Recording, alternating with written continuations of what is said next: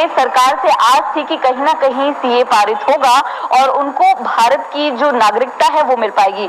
ये वो हिंदू परिवार है जो पाकिस्तान से भारत आए हैं और कई साल से भारत में रहते हैं। सर, इसलिए किया गया है क्योंकि जो बाकी कंट्रीज में, पाकिस्तान समेत बाकी कंट्रीज में जिनके मैंने नाम लिया आपको, बांग्लादेश वगैरह, तो वहां पर माइनॉरिटी का काफी बुरा हाल है और उनको मुसीबत से बचाने के लिए, उनको उस प्रॉब्लम से निकालने के लिए मोदी, प्राइम मिनिस्टर नरेंद्र मोदी जो हैं, उन्होंने जी एक्ट लेकर आए थे। और अब आखिर 2019 में शुरू करी गई मुहिम कल सच हो गई और सच ऐसे हुई कि लोगों ने ये बोला होगी नहीं होगी, इसका क्या मतलब है, कैसा, बहुत इससे आग लगी है लोगों में। वो भी से हाथ जोड़ के बोलती हूँ, हमारा माई बाप है नहीं, हम तो दुख देखा, अभी हमारे बच्चे दुख नहीं थे। हमारे को सुख मिले, ये नागरिकता मिल जावे। हर साल हम लोग उधर जाते हैं।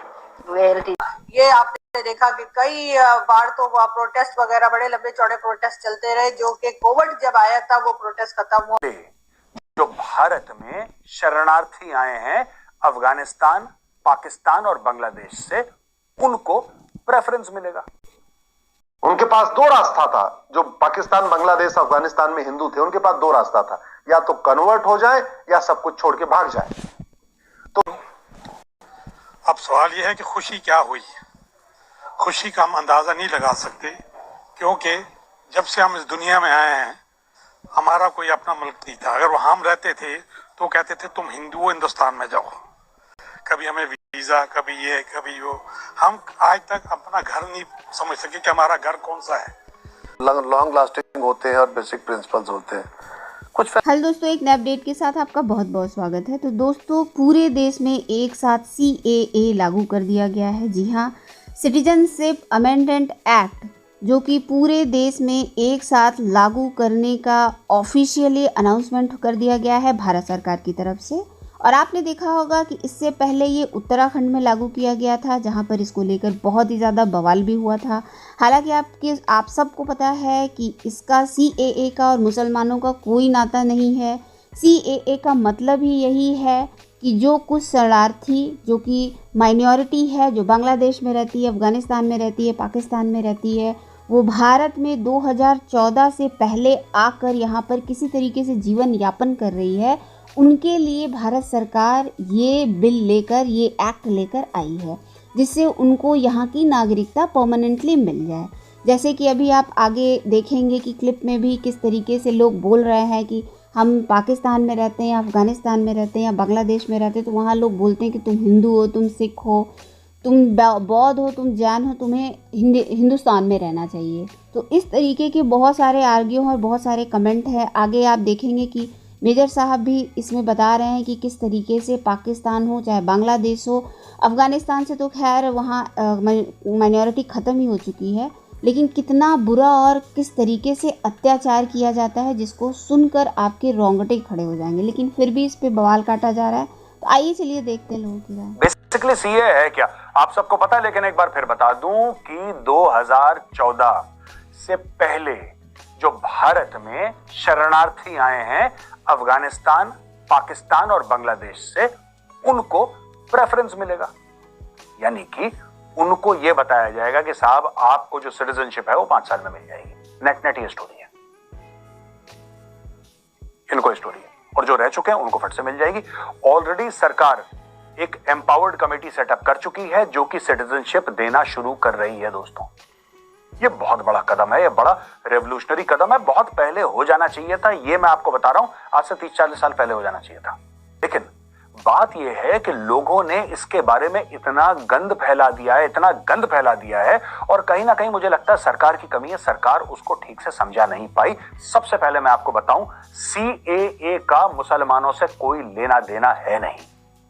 1% लेना देना नहीं है मुसलमानों से। चाहे वो भारत का मुसलमान हो, चाहे वो दुनिया के किसी देश का, अफ्रीका का मुसलमान हो, पाकिस्तान का हो, अफगानिस्तान का हो, बांग्लादेश का हो, नेपाल का हो, मंगोलिया का हो, अफ्रीका का, किसी को कोई फर्क नहीं पड़ता, उनसे लेना देना है ही नहीं। ये CAA है क्या? CAA 3 देशों के लिए है। ये 3 देशों पे लागू है। अफगानिस्तान जो कि एक इस्लामिक देश है, पाकिस्तान जो कि एक इस्लामिक देश है, बांग्लादेश जो कि एक इस्लामिक देश है। यहां पे हिंदुओं की, सिखों की, बौद्धों की, पारसियों की, जैनों की, ईसाइयों की हालत बहुत पतली है। वो जाए तो जाए कहां, वो कहां जाए? ऐसा तो नहीं है ना कि लाखों रुपए खर्च करके वो लोग कहेंगे जब मैं अमेरिका की सिटीजनशिप ले, दैट्स नॉट पॉसिबल। और दोस्तों, खास तौर से इन 3 जगह में जो महिलाओं के ऊपर, खास तौर से हिंदू और सिख महिलाओं के ऊपर जो अत्याचार हो रहा है, आप सोच नहीं सकते। आप कभी सुनेंगे इसके बारे में, आपकी आंख में आंसू हो जाएंगे, आपके रोंगटे खड़े हो जाएंगे, आप बोलेंगे यार ये चल रहा है आजकल, हम 2024 में बैठे हैं, ये चल रहा है, ये जानवर जैसा बर्ताव कर रहे हैं। दोस्तों, मैं आपको बताता हूं, पाकिस्तान में एक कन्वर्ट करने वाला बंदा है, उसका नाम है मिट्ठू मियां। मिट्ठू मियां जो है सिंध में एक्टिव है और पाकिस्तानी आर्मी और आईएसआई का उसको पूरा आशीर्वाद है, पूरा सपोर्ट है। वो कई 100 हिंदू लड़कियां हर साल उठवाता है। ध्यान से सुनिएगा, मैं जो आपसे कह रहा हूं बात, ध्यान से सुनिएगा और भूलना मत इस बात को।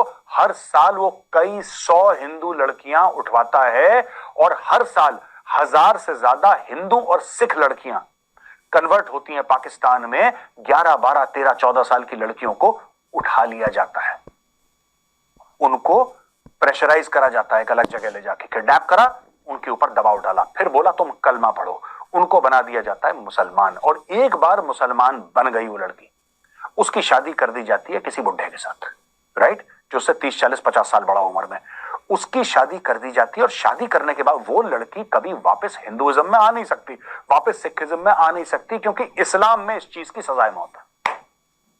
समझ गए आप मैटर, समझ गए आप? यानी कि अगर कोई मुसलमान बनता है, चाहे वो जोर जबरदस्ती से बने, अपनी खुशी से बने, अगर वो वापस कहे मुझे हिंदू बनना है, मुझे वापस सिख बनना है, तो उसके लिए शरिया में सजाए मौत है। और शरिया वरिया तो बाद में आती है। पाकिस्तान में गिद्धों की भीड़ आ जाती है, वहीं पे जान से मार देती है, क्योंकि इस्लाम के नाम पे पाकिस्तान में 2-2 मिनट पे बम फूटते हैं, छुरियां चलती हैं, गोलियां चलती हैं। दिमाग है नहीं, दिमाग से पैदल कौम है। अब हिंदुओं को बचाना है, सिखों को बचाना है, ईसाइयों को बचाना है, जैनियों को बचाना है, बौद्धों को बचाना है, पारसियों को बचाना है। कैसे बचेंगे भाई? आप कैसे बचाएंगे? क्या भारत जाके पाकिस्तान के अंदर इनको बचा लेगा? It's not possible. आपको यह इंश्योर करना पड़ेगा कि वो भारत की नागरिकता ले सके।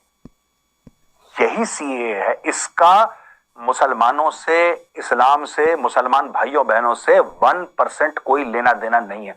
और मुझे एक बात समझ में नहीं आती, ये पूरे शाहीन बाग में बैठा पूरा एक ड्रामा हुआ इतने लंबे समय का, पूरा ढकोसला 420 फ्रॉड हुआ शाहीन बाग में।